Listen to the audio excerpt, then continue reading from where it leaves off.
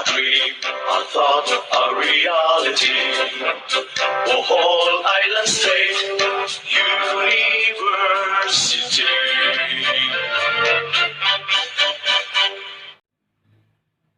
Good day, everyone. We are the reporters of Chapter 5. Before we start, let me introduce myself first. I am Chapter5Mumar, and I am going to introduce this chapter and its objectives. This chapter is all about geometric shapes. So let's start with a famous quotation by Herman Weyl. According to him, chemistry is one idea by which man through the ages has tried to comprehend and create order, beauty, and perfection.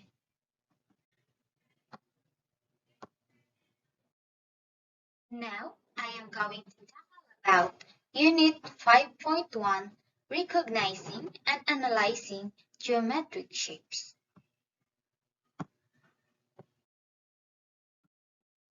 Learning competencies. So at the end of the discussion, the learner will be able to recognize and appreciate geometrical shapes, solve problems involving patterns, discuss the different forms of transformation, apply geometry concepts, especially isometries, in describing and creating designs, identify patterns in nature and regularities in the world, appreciate various forms of art, contribute to aesthetics, articulate the importance of mathematics in one's life, express appreciation for mathematics as a human endeavor, and support the use of mathematics in various aspects and endeavors in life.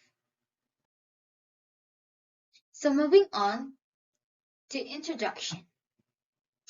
Mathematicians instinctively search for geometrical and numerical patterns and for symmetry.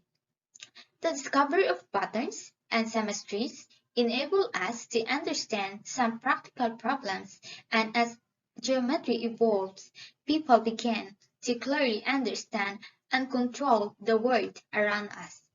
For centuries, humans are fascinated in the nature of symmetry. From the time of the Greeks to the present generation, we tend to side with symmetry in everything from planning our house layout to the way we dress. So mathematician knowledge of geometrical and numerical patterns lead us to recognize symmetry. So if we talk about symmetry, naa siya balance and naa measurement. So there is beauty in symmetry. Thus, when there's no beauty, there's a problem in symmetry. So, for example, in planning to build a house, we use the mathematician geometrical patterns for symmetry.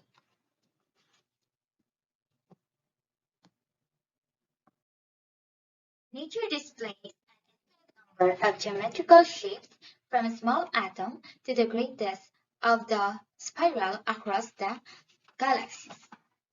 Nature also displays a lot of geometrical shapes such as circles, rectangles, triangles, squares, and other shapes as stars, moon, and diamond, which give beauty to our world. So the growth of Romanesco broccoli, the honeycomb of the bee, the spiral growth structure of a sunflower, pineapple, the spiral of Nautilus shell, peacock's feather, spider web, galaxy, snowflakes, petals of flowers, and a new genus plant, and the regular polygons found in the basic shapes as the petals. Many of flowers are just few of nature's geometric beauty. So, different flowers also have their own symmetry through their petals, like, for example, a gamamela, and a sunflower. So their petals may be round, oval, or triangle, forming a natural symmetry in nature. And one example is the spider web. So it has a symmetrical in nature. It has lines and shapes forming a web. It displays geometrical shapes as rectangle, triangle, and circles.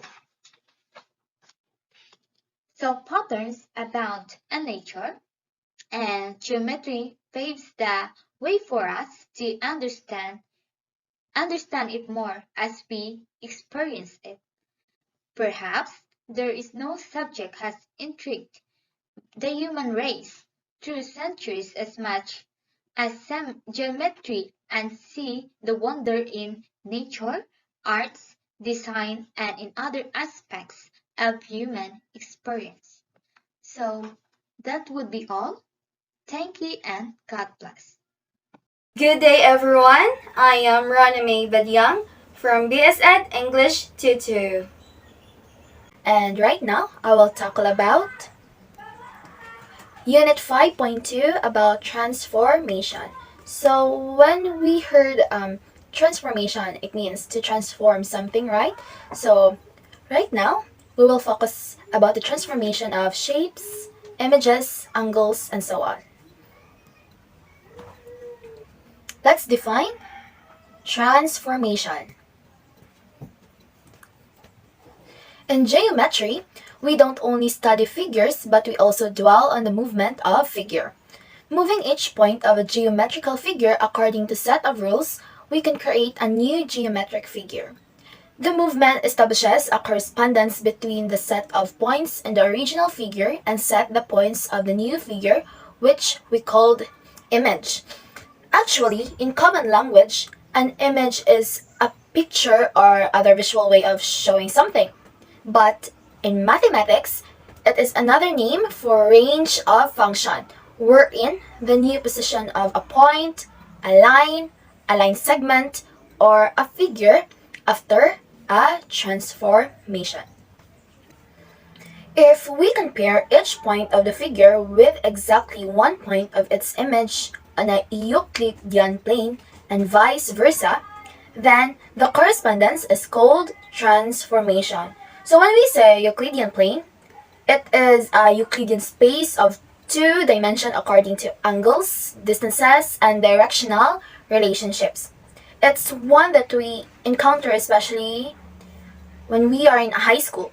When you remember that we use graphing paper with which we can draw squares, circles, triangles, or the Cartesian plane, right?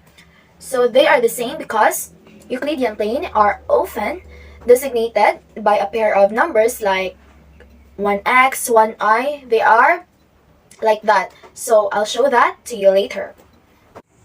Okay, let's proceed to isometry. Isometry is another word for rigid transformation. Actually, there are two types of transformation. The rigid transformation, which is isometry, and non-rigid transformation. But right now, we will focus on isometry or rigid transformation. So let's find out the deep definition of isometry. An isometry or rigid transformation is a transformation that preserves size and shape. The image of a figure is always congruent to the original figure in an isometry. So an isometry is a transformation where the original shape and new image are congruent. So they are still the same in size and shape. So there are three types of isometry: the translation, rotation, and lastly, the reflection. So we will tackle first the translation. When we heard translation, we really think of to translate something, right? So let's define the first rigid transformation, which is a translation. A translation is the simplest type of isometry, when a figure moves a fixed distance in a fixed direction, meaning all the points in the original figure are equidistant from their images. We can use an arrow to show the distance and direction, which is referred to as translation vector. So, the pre-image and image have equal distances between them, or we can call that equidistant. So the figures below show examples of translation. The first example, we can notice that the original and the image is still the same in terms of their size and shape. As you can see, the original and image is definitely similar, where there are no changes of size and shape, and as what I've said earlier, they have equal distances between them. So, the second figure. So in this figure, the pre-image is ABC and its image is A apostrophe B apostrophe C with apostrophe. By the way, pre-image is the shape before the translation, and image is the shape after the translation. While translating the triangle to the left, right, up, or down, we moved all the points of the triangle by an equal number of units in the same direction. Oh, I almost forgot. So, this figure is the example of using Euclidean plane that we usually use in high school to make graphs. So this is an example of Euclidean plane. And then, in the third example, still, overall, they are still the same in size and shape. So let's proceed to the second one, the second rigid transformation, and that is the rotation. So let's define rotation. A rotation is an isometry in a turning motion when points in the original figure rotate or turn an identical number of degrees about a fixed center point. A rotation has a center of rotation and an angle of rotation, clockwise or counterclockwise. So a rotation spins a shape or a function about a given point. So a rotation spins a shape or a function about a given point. This spinning doesn't affect the size of a shape or a function. So rotations are considered to be rigid transformation. The figures below show examples of rotation. So the first one, so we can see the original image rotates, so it is already a different angle, but overall the size and shape is still the same. It's just rotate for like a circle rotation. And then this figure is an example of rotating a polygon by 90 degrees using Euclidean plane or a graphing paper. And then also still the same even though it rotates. So we must remember that a positive degree of rotation moves the figure counterclockwise, and that if its negative degree of rotation moves the figure clockwise. So that is rotation. So now let's move to the third one, which is the reflection. So let's define reflection. A reflection is an isometry when a reflection flips across an axis of reflection, or when reflection produces a figure's mirror image. A line reflection defines reflection. It serves as perpendicular bisector reflection to every segment joining a point in the figure with the image of the point. Each point a figure is reflected or flipped over the reflection line as if the reflection line were a mirror. So a reflection means to flip something or to flip a shape about a specific point. The shape will have a different orientation after the reflection, but its size and shape will not change after all. So the fact that the size of the shape or the shape remains constant. That is why reflection is considered to be a rigid transformation. So here is the first example. So, like from the others, it's still the same. It reflects so that the line at the center is like the mirror. It's like you're just facing in the mirror and your figure is still the same. And then we use here the Euclidean plane, Cartesian or graphing paper. So the red line is the mirror line.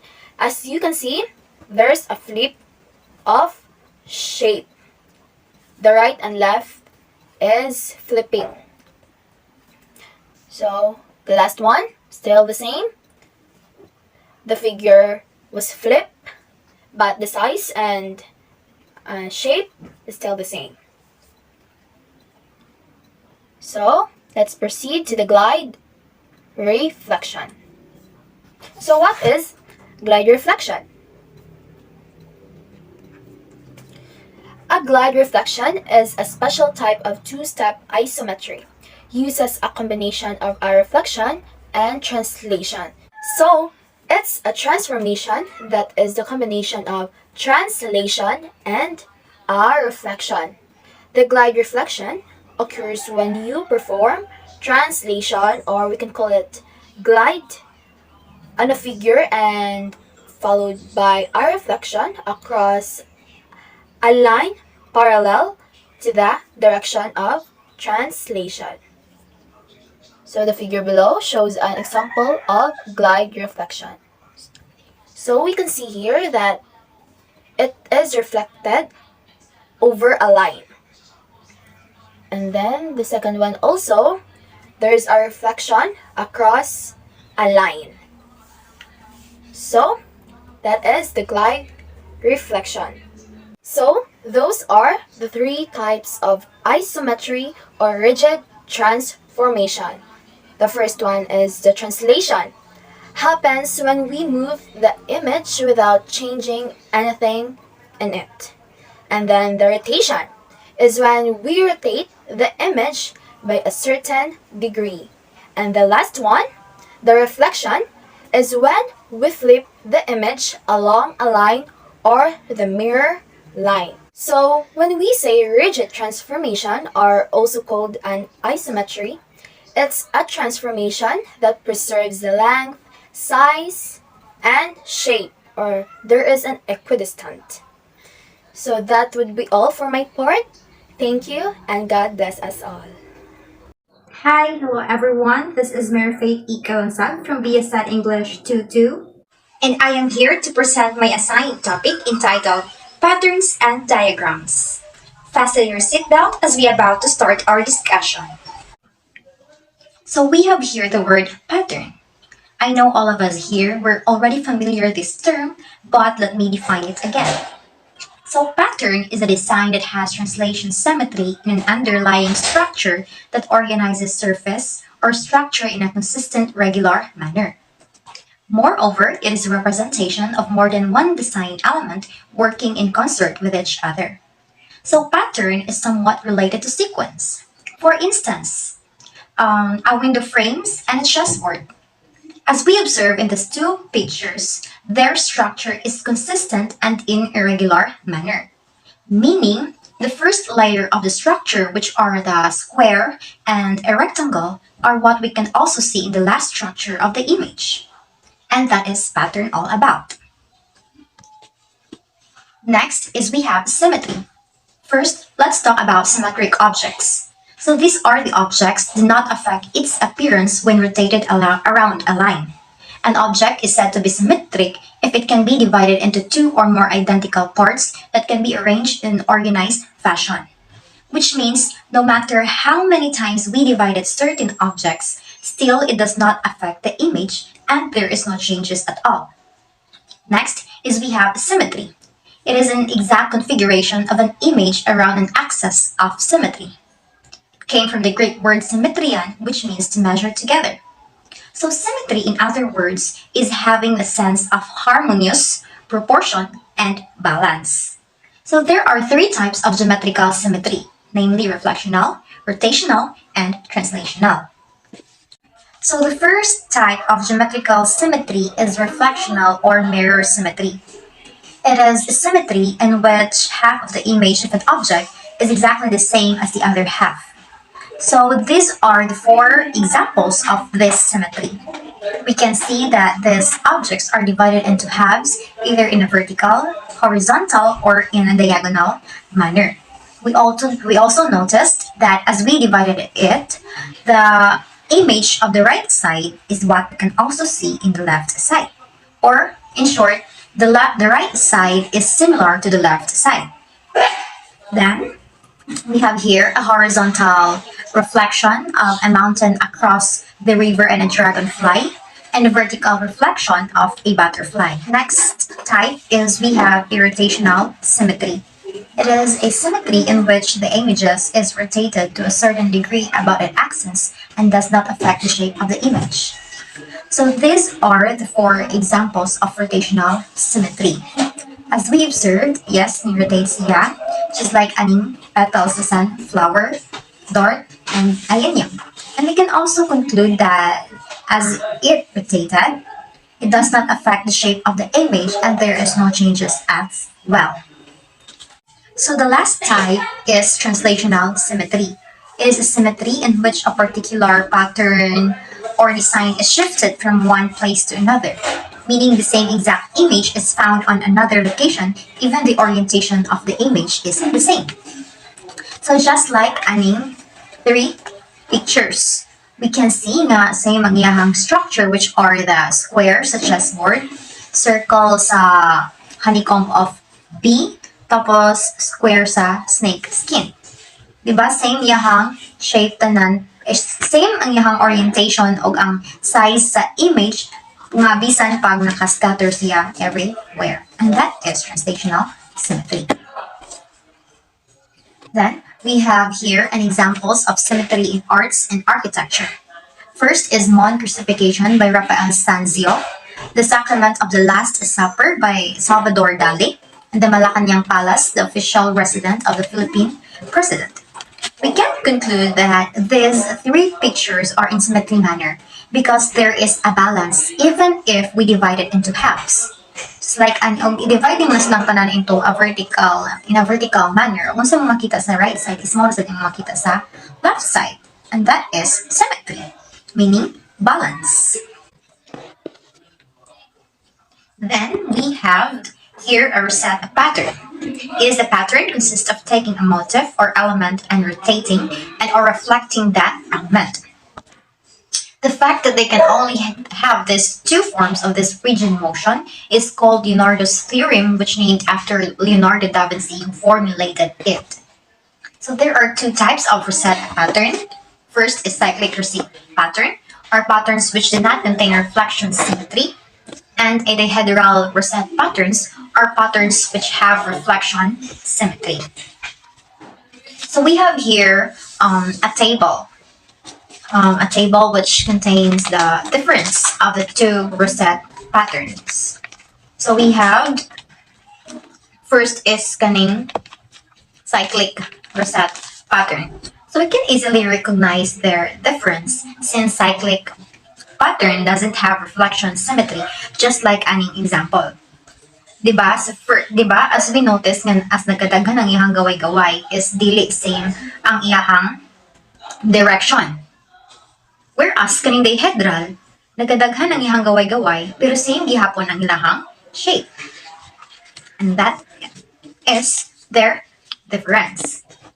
So things with rotational symmetry about a single point and no reflection symmetries belong to the C and rosette group, written CN.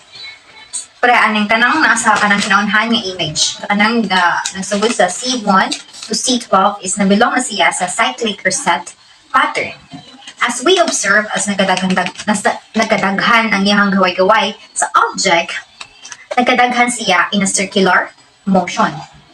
And we also noticed na as nagkadaghan siya, dili same ang iyang direction sa gaway-gaway since wala siya nag-imply of reflection symmetry. Then, while things with rotational symmetry about a single point and reflection symmetries about a line belong to a dihedral or set pattern or group, written DN. So, ani sa ubos kan naisugod nga source box. Tapos ay next niya nga image is na D1 to D12 is mo na ang dihedral rosette pattern. So, maka-observe ka na as nagadaghan po rin yung gaway-gaway, same tanan ang iyahang direction or ang iyahang size because it have a reflection symmetry. So, that is their difference. So the figure shows samples of rosette pattern in designs. Starting from left, the acanthus leaves design of the window of Canterbury in South Choir Aisle. Next is rose window of Notre Dame, the floor of the Lawrenceana Library, and the rosette design in St. Louis Cathedral Basilica. So rosette patterns have been used in architecture and sculptural decorations for millennia.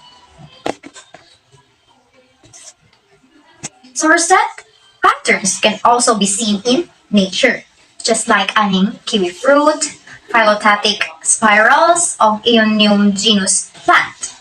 So we have the frieze pattern. So it is a design or pattern in a two-dimensional surface that is repetitive or translational symmetry in one direction. It can be imagined that the frieze pattern goes infinitely in both directions or wrap around. Many of the frieze patterns occur frequently in architecture and decorative art. So mathematician John Conway created names to relate to footsteps for each of the frieze groups. The only possibilities are 180 degrees rotations, reflection with vertical axis, a reflection with horizontal axis, and a glide reflection with horizontal axis. He named it according to symmetries such as hop, step, jump, slide, spinning jump, and spinning sidle. We can also make a similar symmetrical notation for the patterns using crystallographic notation called International Union of Crystallography or IUC notation with P or C for a primitive cell or a face-centered cell. So these are the types of frieze pattern. First type is we have the translation or T. Its crystallographic name is P111 and its footprint name is hop. So this is its footprint icon. So ang yahang foot is in a repetitive manner lang. Next is translation and vertical mirrors or TV. Its crystallographic name is PM11, footprint name Seidel. And then this is its footprint icon. As we noticed nga, by pair na siya kay vertical mirrors man. Pero repetitive lang gihapon siya. The third type is translation and glide reflection or TG. Its crystallographic name is P1G1, footprint name step. Nya, tas mo niyahang footprint icon. As we observed, nga talay mo siyang step like naglakaw lang. Pero in a translational manner or repetitive lang gihapon siya. Next is we have translation and 180 degrees rotation or TR. Its crystallographic name is P112. Its footprint name is spinning hop. Tapos mo niyahang footprint icon. Talay mo rin nag-atbang ag foot. Pero repetitive lang gihapon siya. Like mo rin nag-ana. Tapos sabay nag-ana. Like mo rin rotate bitaw ag imuhang foot. Like paano. Bubali. The next is translation, horizontal mirrors, and glide reflection or THG. Its crystallographic name is P1M1, tapos footprint name is jump. Footprint icon niya is nearly nag-jump ka, like picting mo, tapos paana. Translation means repetitive, in a repetitive manner. So next is translation, 180 degrees rotation, vertical mirrors and glide reflection or TRVG. Its crystallographic name is PMG2 and its footprint name is spinning sidle. Tapos mo niyahang footprint icon nga Orange siya, sana, reflection na rin hapon siya kay na isa ka futdani, das isa ka futdani, pero ang karayan lang is nagatbang siya. Kay vertical mirrors ganit, tapos rotational. Next is translation or 180 degrees rotation, horizontal mirrors, vertical mirrors, and glide reflection or TRHVG. Its crystallographic name is P2MN, and footprint name is spinning jumped. Then, mo niyahang footprint icon. Like, yung jump gyapon siya, pero ning tuyo kay rotational man. Pero is di horizontal lang gihapon siya ang iyang pagtuyok like may paana, paana. That is freeze pattern. So table 5.3 sample arts using freeze pattern. So the first group is we have the hopped, then moniyahang example arts. So this is a mosaic border by Alcazar de los Reyes Cristianos. Then the second group is jumped, moniyahang example. This is a ceiling by Miss Kita. The next is we have a sidle. This is a tile frieze in Palacio de Velázquez by Parque de Retro.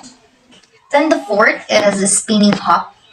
This is a meander frieze by San Gregorio Maggiore. Then we have the spinning jump. This is a back of a bench in Banos de la Maria de Padilla by Rosales Alcazares. Then the last one is we have the spinning sidle. This is a mosaic Nuestra Señora de la Almudena. Then we moved on to wallpaper pattern. So it is a mathematical classification of a two-dimensional repetitive pattern which covers a plane and can be mapped based on the symmetries and the pattern in more than one direction.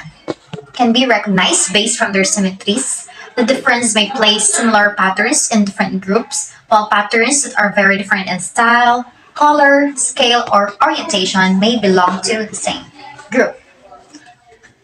So these are the 17 pattern types shown in the standard international notations for symmetry operations. So we have the P1. This is a P1. This is a region of lights. Followed by PM, CM, CM, P2, PGG, PMG, PMM, P4, P4M, P4G, P3, P3M1, P31M, P6, and then P6N.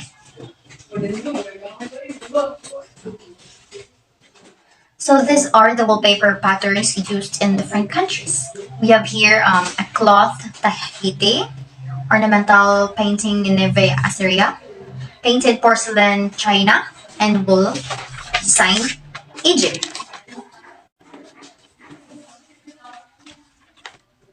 Then we also have the Filipino weaving.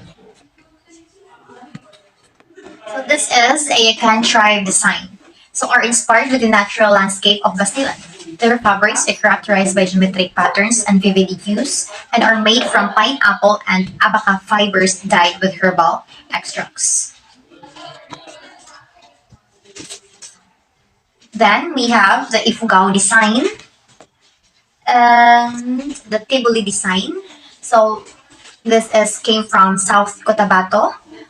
Their fabrics are from abaca as well. So they're known for their tinalak cloth, which used in occasions like birth, marriage, and death.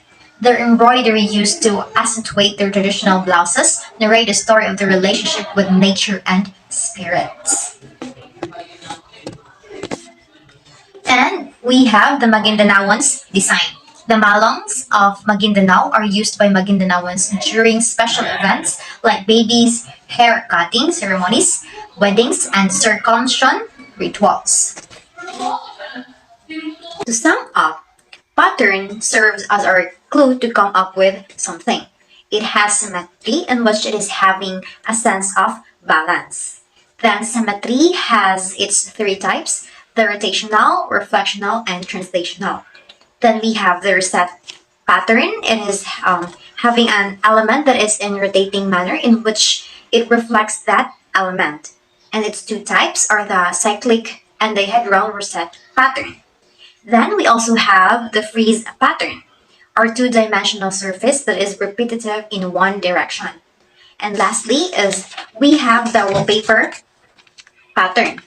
There is a two-dimensional repetitive structure in more than one direction which covers the whole plane. And that concludes Unit 3, Patterns and Diagrams. So, good day everyone. I am Charmaine P. Salades from BSed English 22, and I will be reporting or I will be discussing to you about the Unit 5.4, which is the Designs, Arts, and Culture. We are now in Unit 5.4, which is the Designs, Arts, and Culture. So Archimedes and other ancient mathematicians investigated properties of regular polygons and combinations of regular polygons that tessellated the plane. So the word tessellation comes from the word tessera, meaning square tablet, and has been borrowed from the Greek word tessares, meaning four. So the square tablet were used to make ancient Roman mosaics and other mosaics. We have here example of ancient Roman mosaic. Another one is the Sumerian mosaic, which is like this one. We also have the Moorish arts. And then lastly, we have these mosaics in Alhambra Palace in Granada, Spain.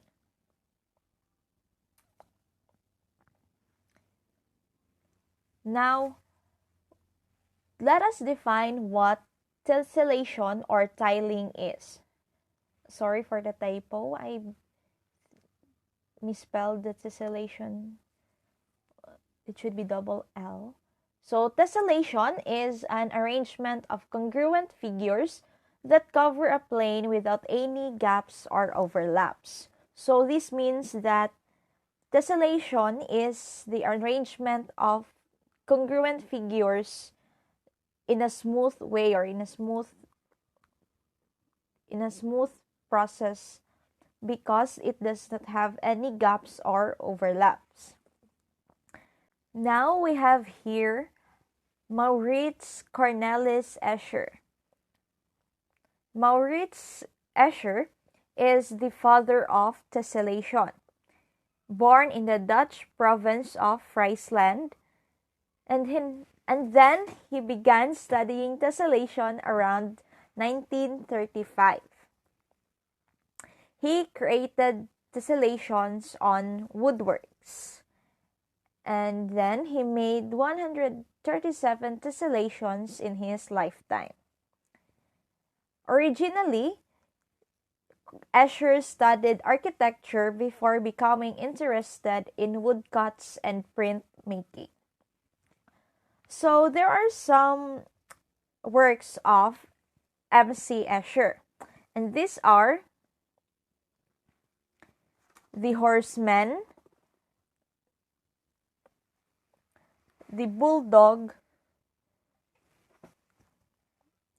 We also have here The Eight Heads, and then the smaller and smaller, the Gravitation and Snakes, and then he also have Heaven and Hell and Circle Limit 3.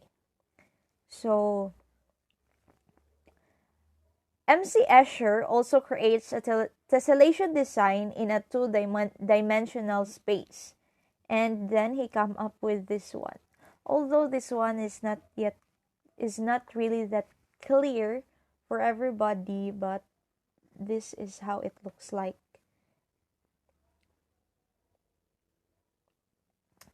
Then it's not just Escher who created tessellation or who made tessellations, but there are other artists who also made designs using tessellations, and these are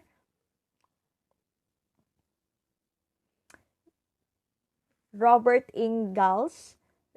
This first object or picture is made by Robert Robert Ingalls. Then the second one is made by Hop David, and then the last is from Craig Kaplan.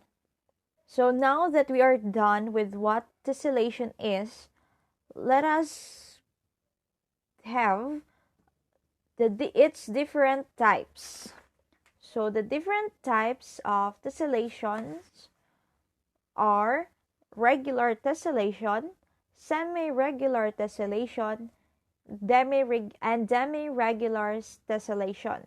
So the first type of tessellation is the regular tessellation. So a regular tessellation is made up of congruent regular polygons. So when we say regular, this means that the sides of the polygon are all the same length. So the sides of the polygons are all of the same length. When we say congruent, this means that the polygon we put together are all of the same size and shape. So congruent is that the polygons that we put together, like for example, we have one polygon here and another polygon here, they have the same size and at the same time the same shape. So that makes it congruent.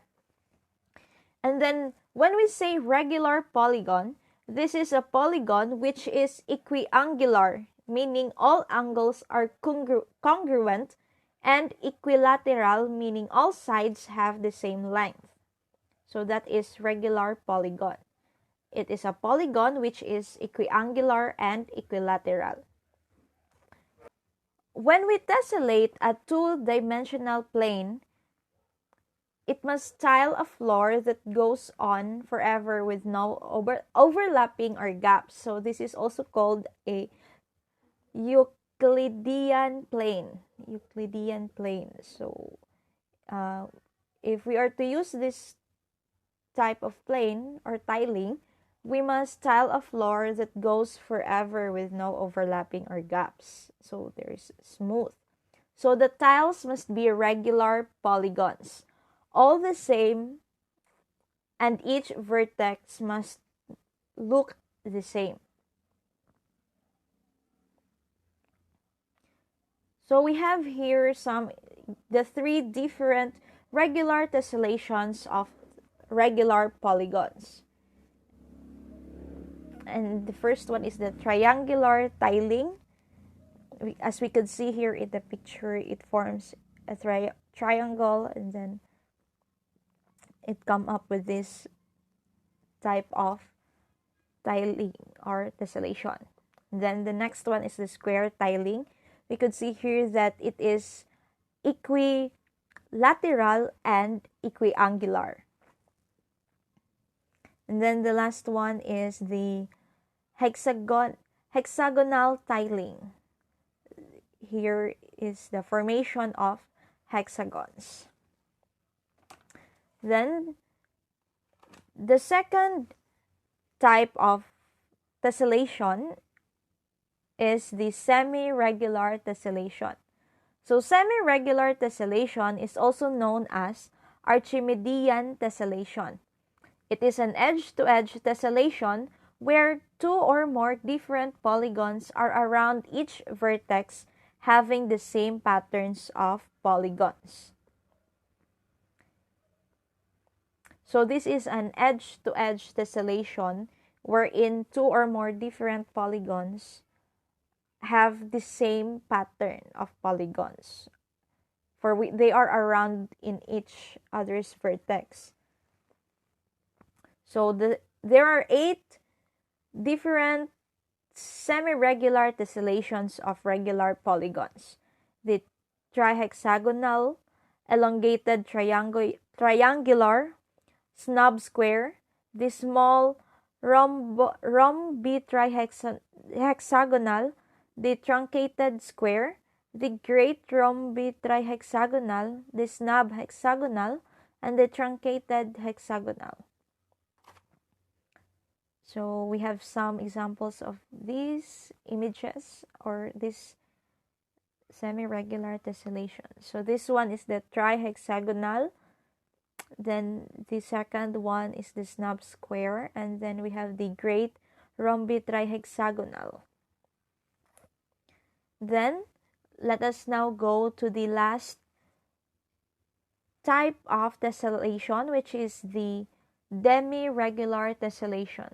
So demi-regular tessellation, this is an edge-to-edge tessellation, wherein the arrangement at each vertex in the tessellation of regular polygon is not the same. So there are 20 different two uniform tessellation of regular polygons. So arrangement at each vertex in the tessellation of regular polygon is not the same. That is what demi-regular tessellation is. So some examples of, or some samples of demi-regular tessellations are the following, like this one.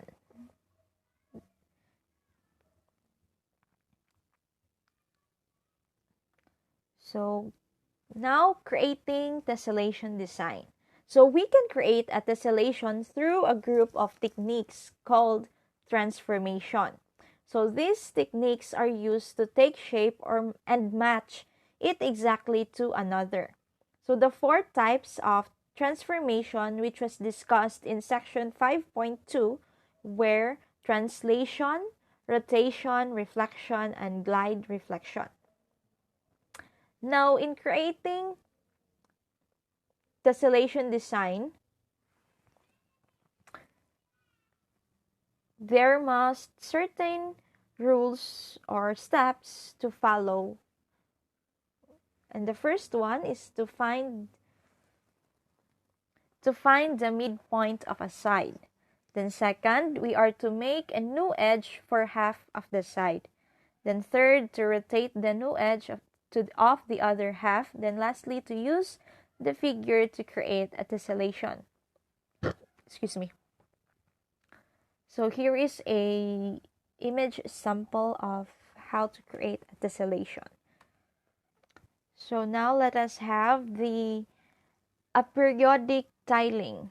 So when we say a periodic tiling, it is a tiling made from the basic elements or tiles that can cover an arbitrary large surface without ever exactly repeating itself. So this type of tiling is discovered by British mathematician Roger Penrose. So there are some works of Penrose, and these are the Penrose triangle, the Penrose stairway, and the Penrose tiling P3. He also have Penrose tiling P2, Penrose tiling P1, rhombus tiling, and then Penrose tiling P1 over P3.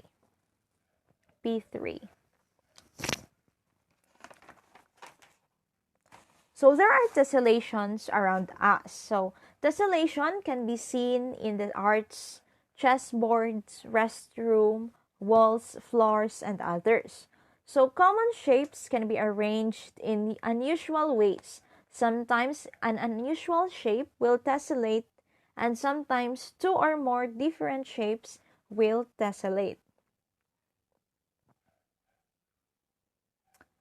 So we have here figures of tessellation around us, like this one, the chessboard. Then we also have the floors, and then we have here the tessellations on walls and on other surfaces. Now, tessellation can be also seen in the architectural structures such as these Islamic arc and then this Islamic minaret. And then lastly, tessellation could also be found in nature. So we could see tessellations in nature, like for example this this beehive. So this beehive is a periodic tiling by hexagon. Then we also have here spider webs, and then the snake skin, and among others. So that concludes my report about the designs, arts, and culture. So as a recap, the word tessellation comes from the word tessera, meaning square tablet, and it is borrowed from Greek, which is Greek word tessares, which means four. So then tessellation or tiling, it is the arrangement of congruent figures that cover a plane without any gaps or overlaps. So the father of tessellation is Maurits Cornelis Escher. And then Escher also creates a tessellation design in a two-dimensional space. Now, there are different types of tessellations: the regular tessellation, the semi-regular tessellation, and then the demi-regular tessellation. When we say regular tessellation, it is a tessellation that is made up of congruent regular polygons. So when we say regular, this means that the sides of the polygons are all of the same length. When we say congruent, this means that the first polygon and the second polygon being put together has the same size and shape. And when we say a regular polygon, this means that all angles are congruent or equiangular and then equilateral. All angles have the same length. That is what regular polygon is. And then there are three different regular tessellations of regular polygons: the square tiling, the triangular tiling, and the hexagonal tiling. Then the second type of regular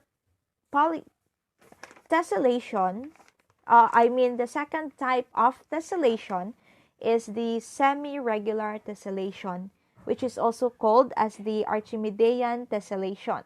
So it is an edge-to-edge tessellation in which two or more different polygons are around each vertex having the same pattern of polygons. So there is the same pattern of polygons in semi-regular tessellation. However, in demi-regular tessellation, there is not the same, this tessellation does not have the same pattern of regular polygons, unlike the semi-regular. Then there are we can create tessellation design through a group of techniques that we call transformation. Then we also have a periodic tiling, which is this is a tiling made from the basic elements or tiles that can cover an arbitrary large surface without ever exactly repeating itself. So here in this tiling, the aperiodic tiling, there is no repetition of itself. And then this type of tiling is discovered by Roger Penrose. There are also tessellations around us that can be found in chessboard, in the tessellations on floors and walls, the architectural structures such as the Islamic art, then the Islamic minaret, and of course the tessellations that can be found in nature such as the beehive, the spider web, snake skin, and among others. And that would be all. Thank you for listening and have a great day ahead.